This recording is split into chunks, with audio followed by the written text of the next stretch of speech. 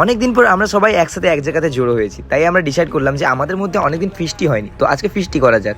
তাই আমরা menu decide করলাম যে চিকেন কষা আর ফ্রাইড রাইস হবে। তো আমার দাদা বললো যে আমি ফ্রাইড রাইস বানাতে জানি, তো ও বানিয়ে দেবে, আমার সিদ্ধার্থ দাদা। তো আমরা সবাই মস্তি করছিলাম আর ও কাজ করছিল, অ্যাকচুয়ালি না, আমরা সবাই হাতে হাতে কাজ করছিলাম আর ও চিকেন কষাটা খুব সুন্দরভাবে বানাচ্ছিল আর আমরা খুব মস্তিও করছিলাম আর ওকে হেল্পও করছিলাম। দাদা ফ্রাইড রাইসটা বানাতে লাগলো আর সত্যি বলতে রাইসটা এত সুন্দর দেখাচ্ছিল না।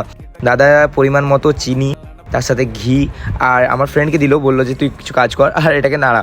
তো ও ওটাকে মিক্স করলো ভালো করে আর আমার দেখে তো মুখে জল আসছিল ভাই। আর দাদা বললো যে এক জায়গাতে এটাকে খাওয়া হবে। ভাই সত্যি প্ল্যানটা খুব সুন্দর ছিল, আমরা সবাই এক জায়গাতে বসে চিকেন কষা আর রাইসটা ভাই অসম্ভব অসাধারণ লাগছিল, মানে এত সুন্দর টেস্ট ছিল না খাবারটা, আমি বলে বোঝাতে পারবো না। আর এত কিছুর পরে যদি পার্টিতে নাচ গানা না হয় সেটা কি মানায়?